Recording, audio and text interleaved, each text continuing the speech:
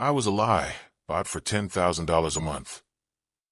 My adoptive father's dying words shattered my world. "You were an investment," he whispered, eyes cold as stone. 3 weeks later, homeless and broken, Interpol agents found me in a Denver alley. What they revealed about my true identity made me wish I'd never been born. Before we begin, don't forget to subscribe to my YouTube channel for more powerful stories of betrayal, revenge, and redemption. My adoptive father grabbed my wrist with his dying breath and said 8 words that destroyed everything I believed about my life. "You were just an investment to get paid." His eyes, once warm like coffee on Sunday mornings when he'd teach me about construction blueprints, turned cold as winter concrete. He wheezed his final warning through cracked lips. "When you learn who paid us, run." 3 weeks later, homeless and eating from trash cans behind a Denver gas station, 2 Interpol agents stepped out of a black SUV. What they told me next made me wish I'd never been born. My name is Ethan Caldwell. Or at least that's what I believed for 35 years. I was a warehouse supervisor, the kind of guy who wore the same boots until the soles fell off, who knew every forklift operator by their kids' names, and who brought donuts on Fridays just because my adoptive father, Harold Caldwell, owned a small construction company that built basic homes for working families. Nothing fancy, nothing that would make the architectural magazines, just solid roofs over people's heads. He was a man who measured success by calluses and measured worth by showing up on time. But Harold died with a secret that turned my entire existence into a lie. The Interpol agents who found me behind that gas station were an odd pair.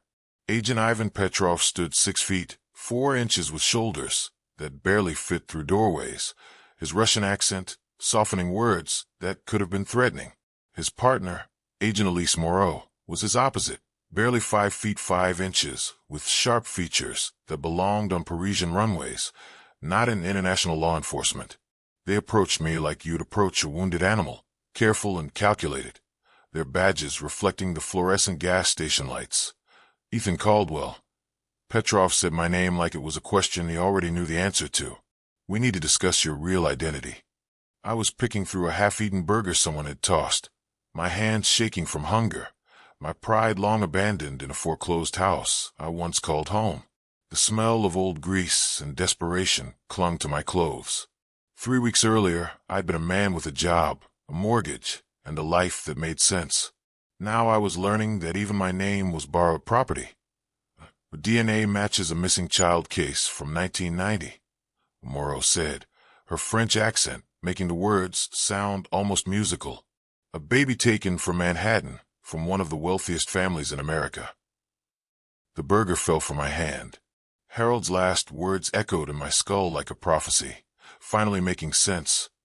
"You were just an investment." Someone had paid them to take me, to hide me, to keep me invisible for 35 years. $10,000 a month. He gasped between the beeping machines. Every month, without fail, until my heart stopped beating. "The family never stopped searching," Petrov continued, pulling out a tablet showing photographs of people who looked like me, but dressed like they'd never worried about electric bills. "The reward grew every year. It's currently at $456 million. $456 million. The number was so absurd, I actually laughed, a harsh sound that scared a stray cat prowling near the dumpster. I'd been eating from garbage while somewhere in Manhattan, billionaires were offering $500 million for my return. Who am I? The question came out broken, like Harold's voice in that hospital room. Your birth name is Julian Navarro. Moreau said gently. Your father is Rafael Navarro, pharmaceutical empire. Your mother is Sofia, a former Spanish diplomat. You have siblings who grew up wondering if you were dead or alive. Julian Navarro. The name felt foreign in my mouth, like speaking a language I'd never learned. I was Ethan Caldwell, son of Harold and Ellen Caldwell, raised in a brick house with a leaky roof and windows that rattled when trucks passed. I knew how to use a hammer, how to read blueprints, and how to stack pallets efficiently. I didn't know how to be Julian Navarro, stolen heir to billions. There's more, Petrov said, and something in his tone made my blood chill worse than the Denver night. The payments to your adoptive parents stopped when Harold died. Whoever orchestrated this knows you're exposed now, unprotected. That's when I understood what Harold meant. Run. He wasn't warning me about my biological family. He was warning me about whoever had stolen me from them. Someone who'd paid $10,000 a month for 35 years to keep me hidden. Someone who might prefer me dead now that the secret banker is gone. My mother lights a candle every night. Morrow showed me another photo, a woman with my eyes kneeling in a cathedral. Every night for 35 years, praying you'd come home. But home was a concept I no longer understood. Home was Harold teaching me to measure twice, cut once. Home was Ellen's apple pie cooling on the counter. Home was a life built on monthly payments from shadows who wanted me invisible. So, what happens now? I asked the agents, my voice steady despite the earthquake in my chest. Now, Petrov said, extending his hand to help me up from the concrete. We take you to meet the parents who never stopped searching, and we find out who stole 35 years from all of you. I took his hand, leaving behind the garbage and the stray cats and the man named Ethan Caldwell. But Harold's warning followed me into that black SUV, a ghost of the only father I'd ever known, whispering, "When you learn who paid us, run." I was about to learn that some truths are worth more than $456 million, and some lies are worth killing to keep. Life before that hospital room was simple. I was Ethan Caldwell, a warehouse supervisor in Denver, living paycheck to paycheck, but content. Every morning started at 4:30 a.m. with black coffee and wheat toast, the radio playing classic rock, while I laced up steel-toed boots that had seen 3 years of concrete floors. The warehouse smelled like cardboard and diesel fuel, familiar as my own skin. My adoptive parents, Harold and Ellen Caldwell, raised me in a modest brick house on Maple Street with a leaky roof and creaky floors that announced every midnight trip to the bathroom. Dad owned a small construction company called Caldwell Builders, though there were no associates, just him and sometimes me during summers. He built practical homes for practical people, the kind with good bones and small yards where kids could play. Growing up, I noticed things other kids didn't have to think about. Why my birth certificate looked different, newer somehow, like it had been printed yesterday instead of 35 years ago. Why we never had family photos from before I was 5. No baby pictures, no first steps, no crying infant in Ellen's arms. The family albums started abruptly with me at 5, gap-toothed and grinning like I'd materialized from thin air. "You're special, Ethan," Ellen would say, smoothing my unruly dark hair that never matched their sandy blonde. "More special than you know." She'd get this look sometimes, catching me reading at the kitchen table or fixing the lawn mower, like she was seeing someone else through me. Her eyes would water, and she'd turn away quickly, busying herself with dishes that were already clean. Dad was different, practical, distant, always checking his watch when we talked, like he was timing our interactions. He taught me to work hard, keep my head down, and never ask for handouts. "The world doesn't owe you anything, son," he'd say while teaching me to patch drywall or fix a leaky pipe. "Everything you get, you earn with these." He'd hold up his calloused hands like they were diplomas from the University of Hard Labor. But there were cracks in the facade, phone calls that made him pace the garage at night, bank statements he'd burn in the backyard barrel instead of shredding, men in suits who'd sometimes park outside our house, just sitting, watching, then driving away when Harold walked out with a shotgun to check the mail. "Just business competition," he'd mutter when I asked. "Construction's a tough game." Ellen got sick when I turned 33, pancreatic cancer, the kind that doesn't give you time to prepare. She spent her last months teaching me her recipes, telling me stories about places she'd never taken me and family members I'd never met because they lived far away. She died holding my hand, whispering something that sounded like, "Forgive us," but could have been, "Love us." I chose to hear the latter. Harold never recovered from losing her. He started drinking more, working less, and staring at nothing like he was watching ghosts. The construction business began failing, contracts drying up mysteriously. Banks stopped returning his calls. Equipment broke down and stayed broken. The day everything changed started like any other. September 15th, a Tuesday that smelt like rain. I was stacking pallets at the warehouse, running through inventory numbers in my head when my phone rang. The caller ID said Denver General Hospital. Mr. Caldwell, you need to come immediately. Your father's had a heart attack.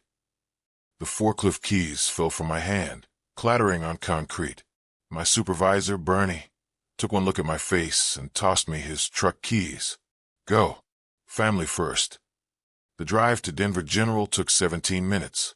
I know because I counted every second, running red lights, praying to a God I wasn't sure listened anymore. The hospital smelt like antiseptic and fear. Nurses moved with practiced urgency through hallways that had seen too much sorrow. Room 314. Harold lay there, hooked to machines that beeped irregular rhythms. His weathered face was gray against white hospital sheets. His hands, those strong hands that built houses and taught me everything about being a man, looked fragile as paper. Ethan, he rasped when the nurse left us alone. His eyes, usually sharp as hawks, were clouded with more than pain. Need to tell you something. Should have done it years ago. I pulled the uncomfortable visitor's chair close, taking his cold hand in mine. Dad, save your strength. The doctor said you need rest. No time for rest. He squeezed my hand with surprising force. No time for lies anymore either. Ellen's gone. I'm going. You deserve the truth before it dies with me. The heart monitor's rhythm grew more erratic, matching the growing dread in my chest. Whatever Harold needed to say, it was eating him alive from the inside, more than any heart attack ever could. His confession came in broken gasps between the beeping machines. Harold's eyes fixed on mine with an intensity that made my stomach clench. You weren't adopted through an agency. We were paid. Monthly deposits, $10,000. My legs went weak, knees buckling against the metal chair rail. What are you talking about? Someone wealthy, very wealthy. They paid us to take you, raise you, keep you hidden, keep you alive, but invisible. His eyes darted to the door like he expected someone to burst through. They said you were in danger, that people would come looking. Bad people. The room tilted. $10,000 a month for 35 years. My mind tried to calculate, while my heart forgot how to beat properly. Over $4 million to raise one kid. Who? I gripped a bed rail until my knuckles went white. Who paid you? Never knew. The money came through encrypted accounts. Swiss banks. Untraceable. He coughed, specks of blood hitting his lips. But Ethan, listen carefully. Your real name isn't Ethan Caldwell. Then what is it? I don't know. They never told us. Just said to call you Ethan. Raise you normal. Never let you stand out. His breathing grew more labored. We weren't supposed to love you. It was meant to be business, but we did. My voice cracked. You and Mom loved me, right? Ellen loved you from day one. Fought me when I wanted to keep distance. Said any child under our roof was our child, payment or not. A tear rolled down his weathered cheek. I tried to stay professional. Failed by your first Christmas. You were so damn happy with that wooden train set. The heart monitor's beeping accelerated. Dad, we need to get the nurse. No, listen. There's more. He pulled me closer with failing strength. 6 months ago, men came. Professional types. Said the arrangement was ending soon. Said, when the payments stop, we should disappear and leave you. But you didn't. Ellen was already sick. Wasn't going anywhere, and I couldn't leave you. Not after 30 years of Sunday fishing trips and teaching you to drive stick in that old Ford. His grip tightened. But now Ellen's gone. I'm going. The payments will stop. We'll figure out together. You're going to be fine. Stop lying to yourself, son.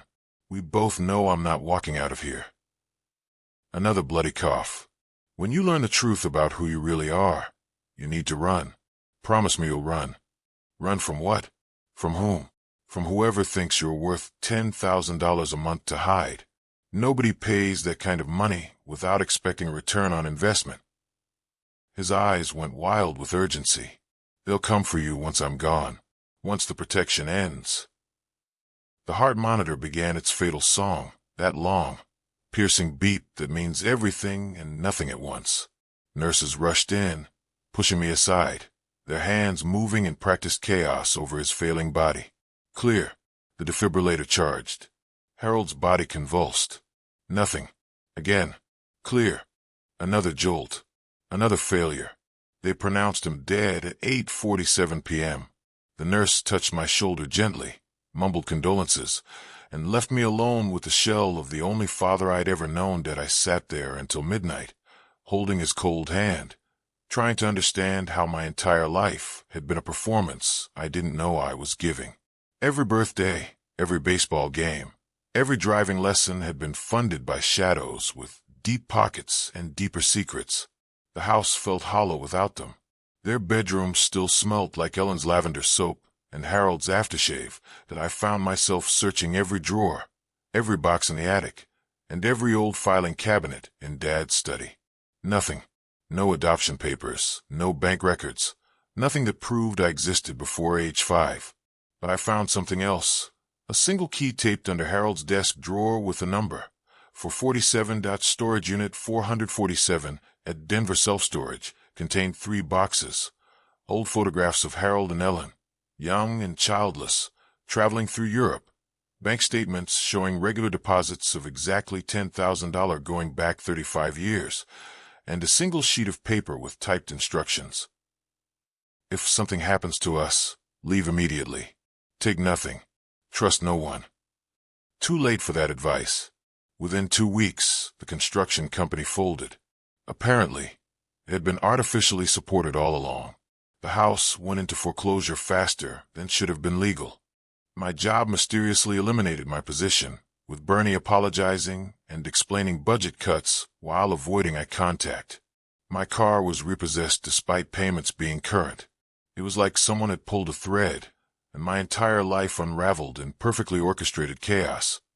"Sir, you can't sleep here," the security guard said, finding me on a bench outside the Denver Public Library, my worldly possessions in a single backpack. 3 weeks after Dad's death, I was diving through dumpsters for food, my clothes stinking, my mind fracturing. Who was I? Why did someone pay to hide me? What was I running from or supposed to run toward? That's when a black SUV pulled up, its engine purring like money itself. 2 figures emerged from the vehicle like they were stepping out of an action movie, but moving with deliberate calm. The tall man had shoulders that blocked the streetlight. His suit is expensive but worn like armor rather than fashion. The woman beside him moved with precision that made me think of ballet dancers or assassins. Ethan Caldwell. The man showed his badge, the gold shield catching the light. "Agent Ivan Petrov, Interpol. This is Agent Moreau. We need to speak with you about your real identity." I laughed, the sound harsh and broken in the empty parking lot. "Get in line. I'd love to know who I am too." Agent Moreau pulled out a tablet, swiped through several screens with manicured fingers, then turned it toward me. A baby, maybe 6 months old, grinning at the camera with 2 tiny teeth showing. This child was taken from his crib in Manhattan 35 years ago. His name was Julian Navarro. The baby looked like every baby I'd ever seen. Chubby cheeks, bright eyes, innocent. "So," Petrov said, his Russian accent adding weight to every word. "That's you. DNA confirmed it 3 hours ago from the coffee cup you threw away this morning." My legs gave out. I sat hard on the concrete, feeling the cold through my worn jeans. "That's impossible. Your biological father is Rafael Navarro, a pharmaceutical empire worth approximately $18 billion.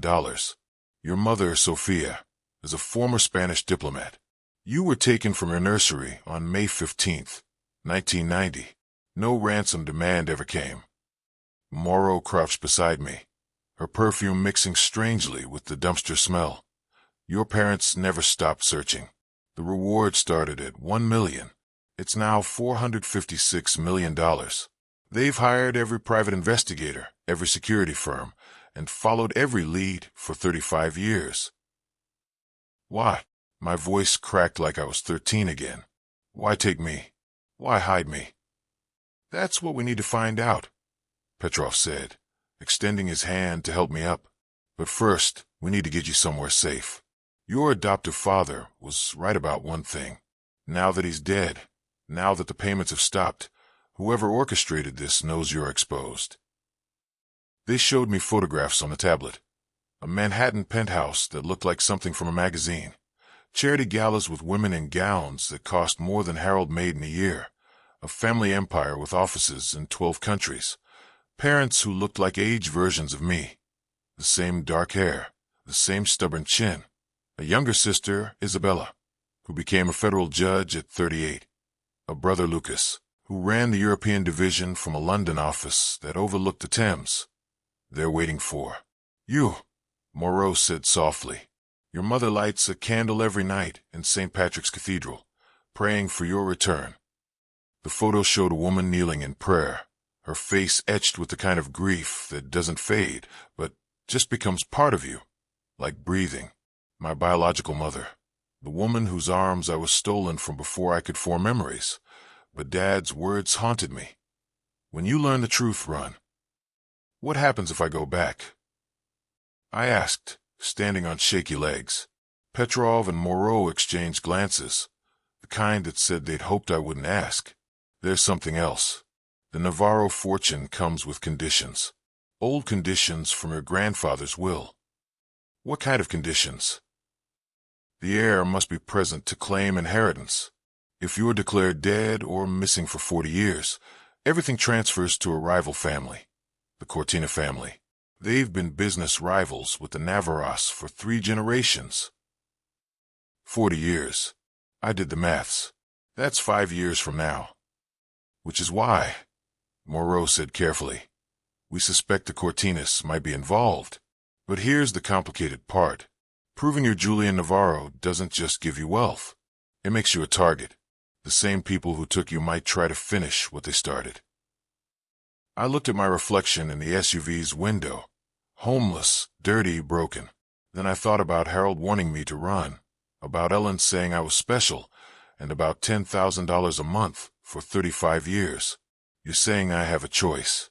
Stay hidden and safe but poor, or reclaim my identity and paint a target on my back.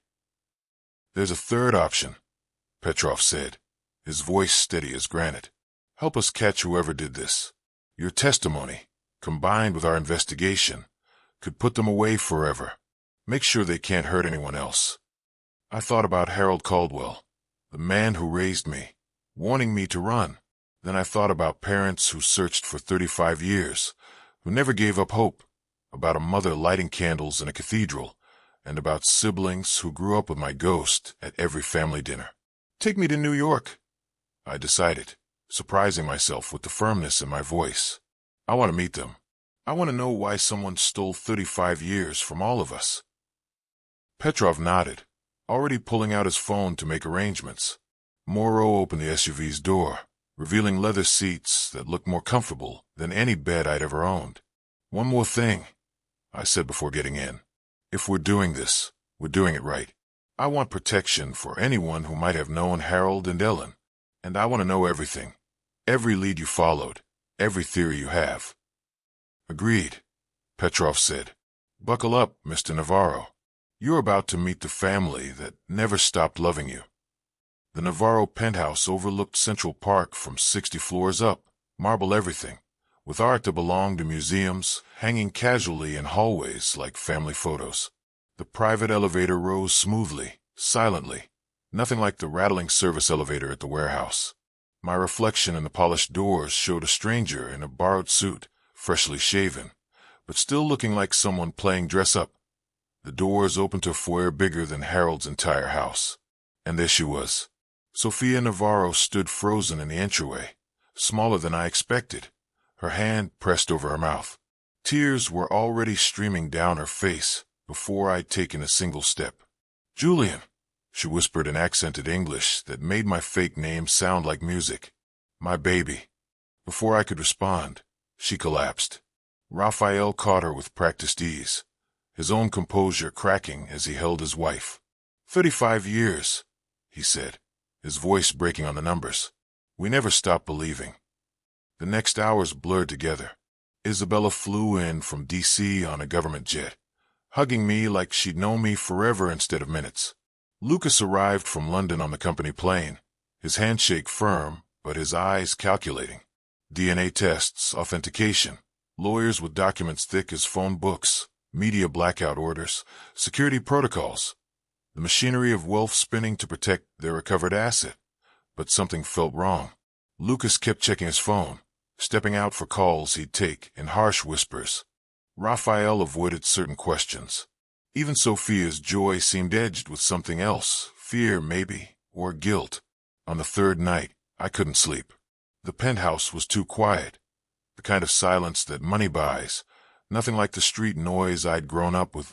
I wandered to the study and found Raphael staring at old photographs spread across his desk like evidence. "I need to tell you something," he said without looking up, "about why you were taken." He poured 2 glasses of whiskey from a bottle that probably cost more than Harold's truck. "When you were born, I received an offer. Sell my pharmaceutical patents to the Cortina family or lose everything. I refused. A week later, you vanished. So it was them. The Cortinas took me. That's what I believed. What I wanted to believe." He drained his glass in one swallow.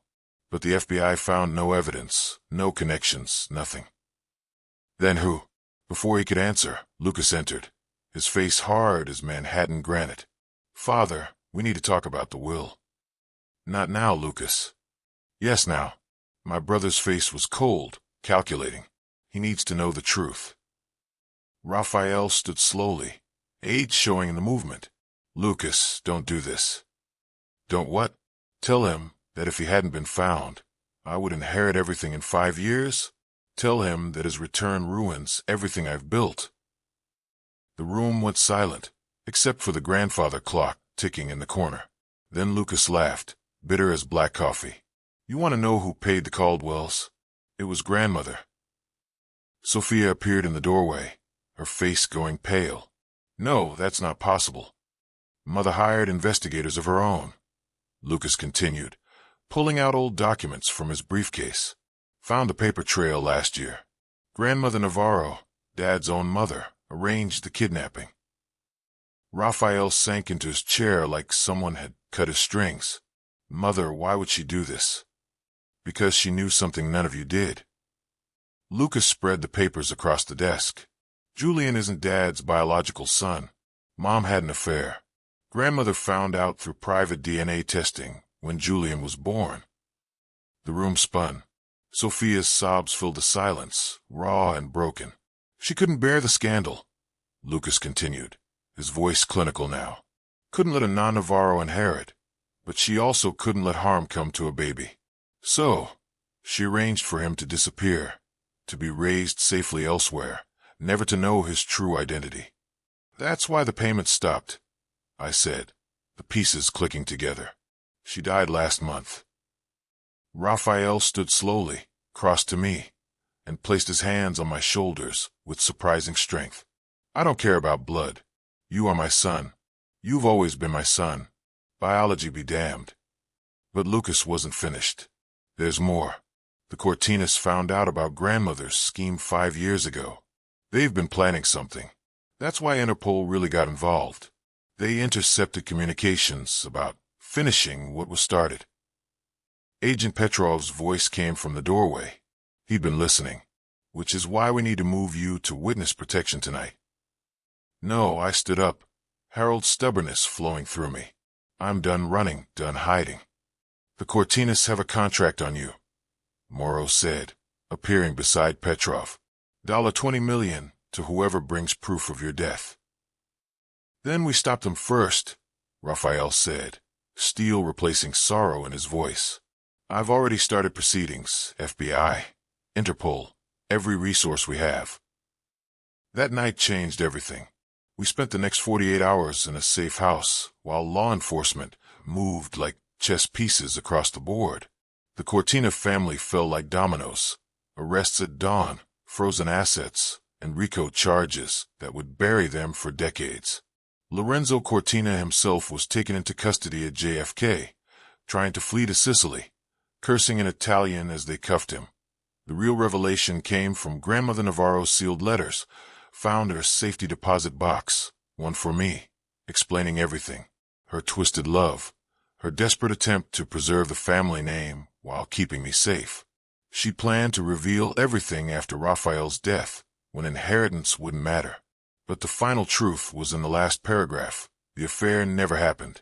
She'd been deceived by a falsified test, manipulated by someone who wanted to destroy our family. From within 0.6 months later, I stood in the same hospital where Harold Caldwell died, but this time in the donor wing. The Caldwell Foundation for Lost Children gleamed on the bronze plaque, funded with part of my inheritance. The smell of fresh paint replaced the antiseptic fear I remembered from that last night with Harold. The truth was more complicated than any of us imagined. Raphael insisted on the DNA test that proved what Grandmother had hidden. I was his biological son after all. She'd been deceived by a falsified test and manipulated by someone we never identified, someone who wanted to destroy our family from the inside. The investigator who provided the false results had died in a car accident 20 years ago, taking his secrets with him. Sophia and Raphael renewed their vows on their 40th anniversary, with all 3 of their children present. The cathedral overflowed with white roses, the same flowers Sophia had placed on an empty chair at every family event for 35 years. Lucas served as best man, his early resentment replaced by something like brotherhood. We're still working on it, learning to be siblings after a lifetime apart. You know what the hardest part is? I told Agent Moreau when she visited the Foundation's opening. I can't hate any of them completely. Not Grandmother, who thought she was protecting the family. Not the Caldwells, who raised me and genuinely grew to love me. Not even Lucas, who felt cheated. And the Cortinas? Them I can hate just fine. I smiled, but it didn't reach my eyes. A $20 million bounty tends to burn bridges. Lorenzo Cortina got 40 years. His sons got 20 each. Their empire crumbled, assets were seized, and their name became synonymous with the worst kind of greed. During the trial, Lorenzo admitted they discovered Grandmother's secret and planned to kill me before I could be found, ensuring the fortune would default to them. They'd been days away from hiring the hit when Interpol moved. Harold Caldwell was right about one thing. I should have run, but not from the truth. I should have run toward it sooner. Those 35 years weren't just stolen from me.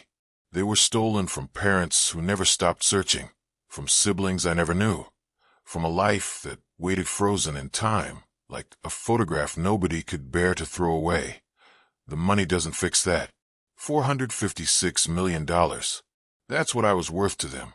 But you can't put a price on midnight conversations with a father you just met, learning he shares your inability to follow recipe instructions, or discovering your mother's paella recipe, the one she perfected, hoping to one day make it for you, or finding out your sister shares your terrible taste in action movies, and your brother actually has a decent sense of humor when he's not calculating inheritance law. I keep 2 photos on my desk now. The Navarro family portrait we took last Christmas, all of us wearing matching sweaters that Sophia insisted on, even Lucas's British sensibilities crumbling under maternal pressure. And next to it, a photo of Harold and Ellen Caldwell, the couple who raised me, loved me in their complicated way, and ultimately tried to protect me. Months after the trial, I found one last secret in Harold's safety deposit box, a note he'd written but never sent. Ethan, if you're reading this, you know the truth. We took their money, yes, but we loved you for free. Every baseball game, every driving lesson, every time you called me Dad, that was real. You were the son we never thought we'd have. That was never an investment. That was just true. Run if you must, but know this. You'll always be our son, no matter whose blood you carry. I'm Julian Navarro legally now, but sometimes when I'm working with my hands at the Foundation, helping kids who've been displaced, I'm still Ethan Caldwell, Harold's son, the kid who learned to measure twice and cut once, the one who knows that families aren't just built with blood but with time, patience, and showing up when it matters. Turns out, that's exactly the skill I needed to patch together a family broken by 35 years of lies. The Cortina trial ended last month. I testified not as the stolen heir worth millions, but as the man who learnt that family isn't about blood or money or inheritance. It's about who shows up, who stays, and who loves you despite the complicated truth. $456 million. That's what they thought I was worth. They were wrong that I'm worth every tear my mother cried, every candle she lit, and every prayer she whispered into the darkness.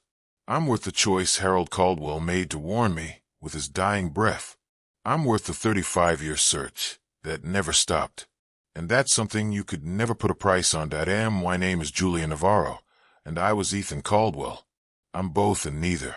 I'm the son of 4 parents who loved me in different ways, the brother of siblings I'm still getting to know, and proof that sometimes the longest journey isn't measured in miles, but in years spent finding your way home. Fire, thanks for listening. Sparkling hard if this story moved you. Share it with someone who needs it. Drop a comment with the part that hit you most, and don't forget to subscribe for more powerful stories.